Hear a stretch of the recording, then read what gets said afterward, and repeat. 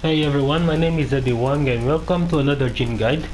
Um, this one we have a few insights on Jin. I have recently found out that there is a lot of people with a lot of Jin players that have been having a lot of common problems struggling out in ranks. Some can even get out of the green ranks, some can even stay in yellow, and it's a uphill battle. Some people say they can't understand how to play this character well, and all those things that I like to call the common Jin problems. So today we're going to tackle those problems and how it helps you to get better at playing Jin, which also helps you get better at playing Tekken. I have to say that I was also one of these players that used to have a lot of problems with Jin and didn't really understand him well like I understand now. And as the time goes by, the things that I kept working on and my Jin kept improving and getting even better within time. So we're going to tackle these problems first, and I'm going to go one by one and the reasons why some things are the same, the way they are with Jin. So you have to play Jin, you have to feel your opponent. Jin is a character that doesn't really excel at anything, so you have to really put this in your mind. The Jin doesn't excel exactly at anything, so everything you do, there is a way out of it. So he is mostly a character that you have to feel your opponent. You need to give them a bone and see how they behave in order to you start seeing how your opponent is playing, so you can apply counter hits on them. Don't get me wrong, Jin surely has tools for every single situation in the game. He does, and as long as the opponent is playing exactly as you expect him to play, Jin is going to destroy them. It doesn't matter if he's the best character in the game or not. This is not important. But as I said, let's start with the first thing is movement. A lot of people, when they lose turn in the game, they hold back and character keeps walking back. While walking back can be a good thing, it doesn't cover as much range as a backdash cancel would have. So you kinda are more like prone to be dealt with a lot of things in the game, like as you guys can see, the distance that it takes to cover this. I can do this like in 2 backdashes, well applied, or really micrometric dashes as well.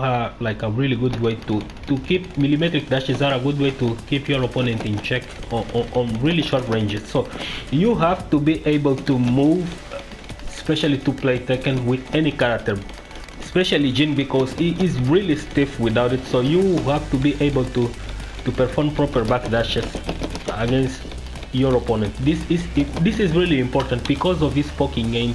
Also, this is going to help Jin a lot in the long run. Secondly, you have to be able to utilize the millimetric spacing that you create with your millimetric backdashes. If your opponent whips moves in front of you, you should be able to punish this, even if it's with a small jab. If you guys have noticed, Book uses Jin this way. He doesn't really launches people with electric wind hook fists on with punishing. He doesn't play Jin as much as this way, but it's something that you can work on to get your Jin to some really dangerous level.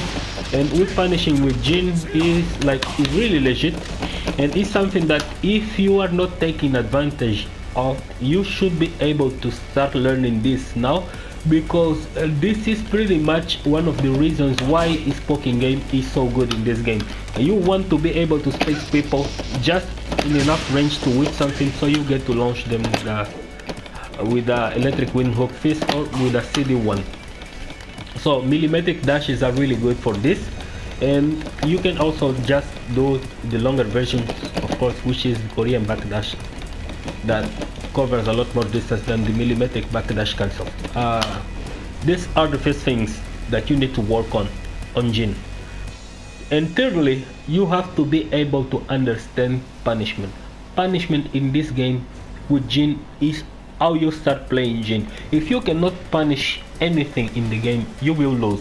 People will start to throw risks at you, and you will be in a really bad place. So I'm going to show a few examples right here. Let's start with Low. So Low has this. This is a move that is -16. You can punish this with a 4-4. You don't need to even to go into Zen for a mix-up. That is when you feel your opponent is only then when you get to like to experience your opponent against those stuff.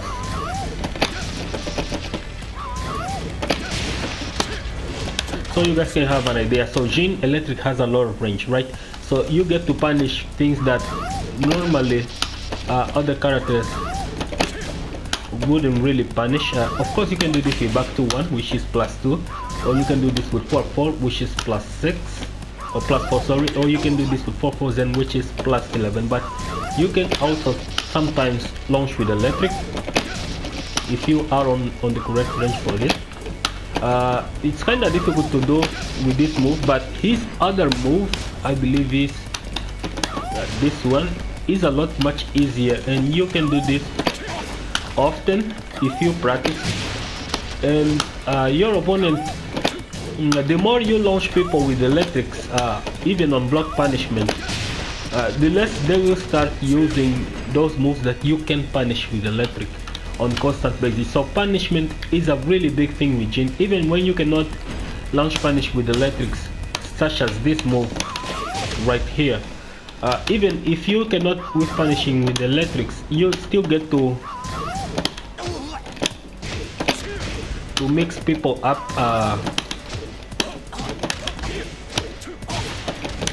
with a lot of things that will do a lot of damage, like those combos, for example, are a really good idea of the things that you can do just so your opponent starts to fear the ability of getting punished with a 4-4, just in case. Okay, so punishment is a really big thing. Jin punish is really good. He's really excellent. He has punishes for everything in the game. The only issue that Jin punishing has is that his 10 frame punishing 2-4 doesn't really have as much as range as his standing 1 does. To some extent, I believe both have almost, if not the same range. It just sounds like a hitbox issue, but they seem to have the same exact range.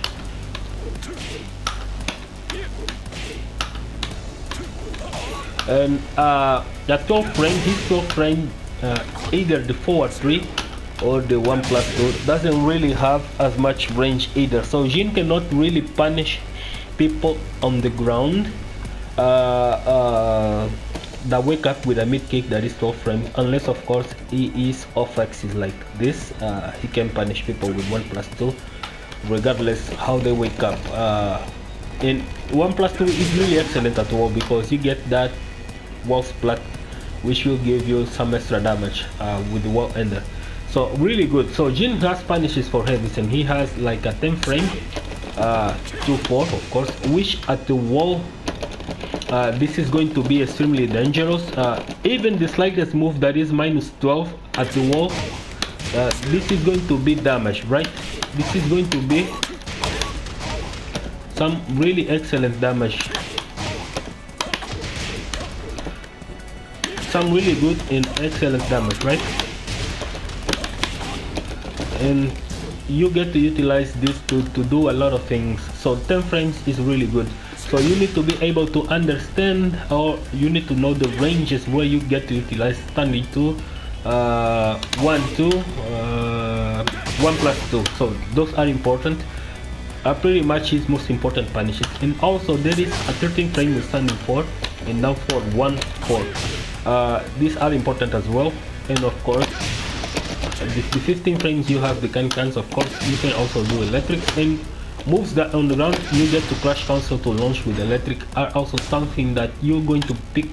You will be picking this up as you keep improving with Jin. So these moves are going to be punished when you get better with Jin. So you're going to start punishing those moves. So punishment is like a really big thing, and he has punishes for everything, for 10 frames to 18 frames. At 18, Jin has this. Of course, that situations where you want to punish with this is mostly on parry. There are some moves that when you parry them, they are like minus 19, minus 20 and beyond, and you can just parry into this, and you get to launch those people for like a huge ass combo that is going to do a lot of damage in the end. So those are important to know, specifically when you want to go for them. And then there is of course the poking game, the frame traps, and the Okizeme. So I'm going to cover the Okizeme first. The Okizeme is in like many other characters. Some even have tools that are going to be guaranteed. Either you stand on the ground for too long, or just stand on the ground, and if you stand on the ground for too long, as you try to wake up, it doesn't matter if you roll to the sides, or you hold backwards to stand, or you press up to a quick stand, that move is going to hit if you stay on the ground for too long. So against those characters, you want to most of the time stand to avoid that guaranteed hit that they almost have, right? Jin doesn't exactly has that, but it has something close, which is of course the down 2. The down 2 is a move that you will want to utilize this move all the time. This is the move that you will be using whenever you get a knockdown. This is the move that you should be working to use almost every single time. Forget about doing Okizeme on your opponent, unless of course they are terribly at staying on the ground, because Jin 50-50 are like slower, right? And since they are much slower, they are harder to deal with when you are standing up. So his Okizeme becomes stronger with it, because ECD4 and 443 are going to be so ambiguous. If you time against the wake up like pretty well, it's almost impossible to see which one is coming, and you can delay it for such reasons and make him even more ambiguous. So most people will try to stay on the ground in order to avoid both. So to those people, yeah, you have to keep it real, and keep it real is by landing a lot of down twos on every knockdown that you get. And when they start like let's say they start waking up and crush guard in order to avoid the down two, then you get to launch them with something else, right? If you understand what I mean. So only then is when your Okizeme game, you're going to start to feel it. You're going to start to feel it against those players. But there are the players that keep standing up no matter what you hit them with. So these players are going to be free to your 50-50, and you will be able to use that at will, because they are always trying to standing up no matter what happens, either by waking up backwards, tech rolling, anything. So those players are going to be free to those things, and you will be launching them even with back turner setups, everything. So they want to avoid all that. Those players that knows that have been there before, they will try to avoid this by all costs. So to those players, you want to utilize down 2 at most, and down 2 isn't as much damaging, but it's going to be really really scary the more they take. And if you don't want to utilize down 2, you can also utilize 444, which will do a little bit less damage, but it's still going to capitalize a lot, and it's plus on hit or block. And this move is really dangerous, even though it doesn't give anything guaranteed, unless of course you're talking about a guaranteed down back one, which is the max thing that Jin is going to get on a character that is standing up as the move is coming out. So those are the only thing that is guaranteed. This is plus 10. It becomes plus 10 as they are standing up, and it becomes way plus if they block it. So really dangerous move, just as this one is on the wall. So punishment is the third thing, Oki is the fourth thing, and then you get finally to the things that you will be working over time. The first thing is his frame traps, his plus frames. You need to understand those. You need to know that Jin game is to force people when he is at plus 6. You need to force 50-50s on them when you are at plus 6. And sometimes people will behave differently. Some will respect the plus frames. To those people you want to 50-50, and some will try to disrespect it. To those people you want to 4-4, down 4-1, back 3 forward, against those people that are trying to disrespect your plus frames when you are plus 6. A good move to check people that play extremely aggressive is down 4-1. Either they try to crouch to avoid ice and things. Down 4-1 is a really good move because it's plus 3, and at plus 3 Jin still gets to avoid anything because it's a lot actually to avoid everything that comes fast.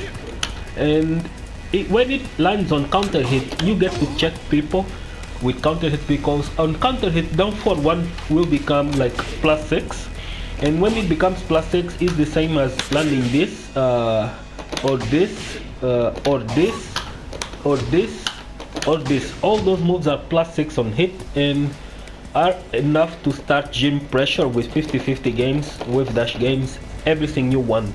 But since people know are going to be trapped on this cycle of either they behave too aggressively or too defensive, when they start behaving too aggressive, you don't want to kinda mix your decisions. So you need to know exactly if your opponent, it's like a game of faces. If your opponent is behaving too aggressive and you guess right, you get a counter hit launcher, and if you guess wrong, you lose your turn for a while, and you need to use something to hit them with plus 6 again. But if your opponent is playing too passive and you do not try to check them with a counter hit, your 50-50 is going to be strong, and it's more likely like you're going to land CD4s or 4-4-3 on mix-ups against those people. You can also do back forward 2-1 to keep them in check and continue your pressure without losing too much of your momentum. It's a really good thing. So those are the things that you need to work on. So his poking game is really good. You need to be able to capitalize millimetric spacing with your millimetric bike dashes, and it's really good. You need to be able to utilize most of his plus frames, especially when he starts to get at plus 6. Of course, that is still going to be dangerous when he is at plus 4, plus 5, but Jin key frame trap thing starts when he is at plus 6. So at plus 6 he is really dangerous, and is when you want to start utilize most of your things, because your 4-4 is going to trade with any 10 frames and you get like some really powerful launchers when you are at plus 6. So be sure to memorize those moves. This is plus 6, this is plus 6, this is plus 6 on counter hit only, this is plus 6, this is plus 6, this is plus 6. So those moves are plus 6 on hit. This is plus 3 on hit, this is plus 3 on hit, this is plus 3 on hit, this is plus 3 on hit. What else? This is plus 6, no, plus 8 or plus 7. This is also plus 6 or plus 7 or plus 8, if not mistaken. Those moves allow you for a free counter hit launcher with 4-4 without trade. While standing for 11 free mid, that is also plus 8. Really good to check people out that are behaving too aggressive, and forces a mix up at plus 8.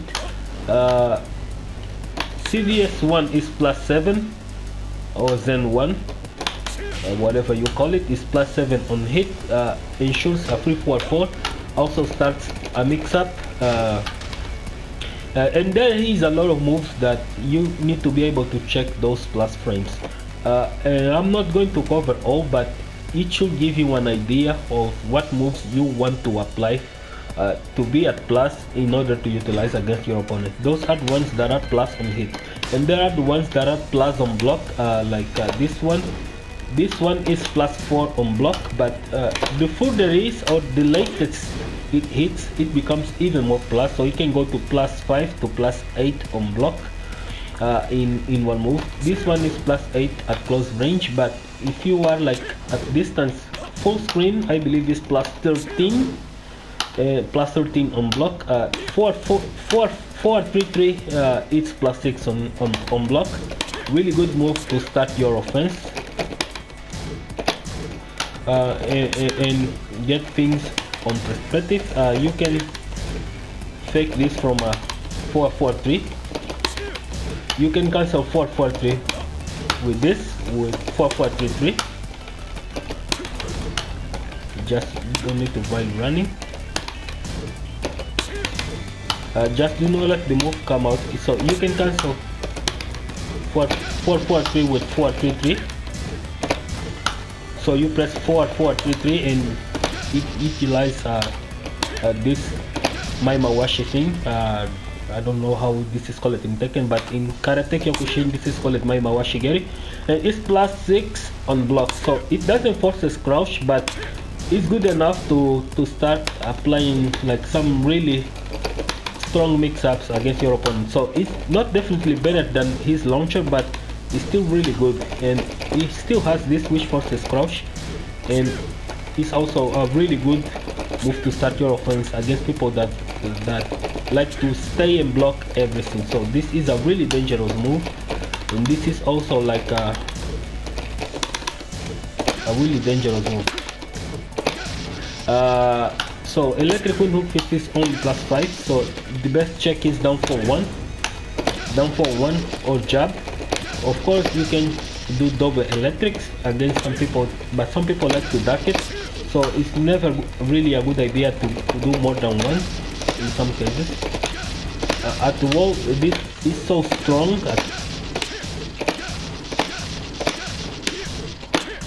At wall, this is really strong because you never know if this is coming out, and this was flats, and this max delayable. And Jin has also some other plus frames that I didn't cover, like his down 4-1-4 is +10, this is +16, this is +10, and this is +10. So those moves allows you to start your 50-50 game or to check them on counter hit when they are behaving too aggressive. So this is the video for today. I will not try to extend this as much because I pretend to upload this real quick to give you guys an insight. So you need to be able to just resuming working on your movement, working on your spacing, work on your punishment, especially punishment, because Jin is all about punishment before being about electric wind hook fist and 50-50 mix-ups and all that the good stuff. And you need to be able to capitalize the most of your Oki game with just down 2. Down 2 is really strong against people that stay on the ground, and only when you see that they are really bad at blocking, you start to exploit with Okizemes. If they are terrible at spacing, you start to exploit with movement.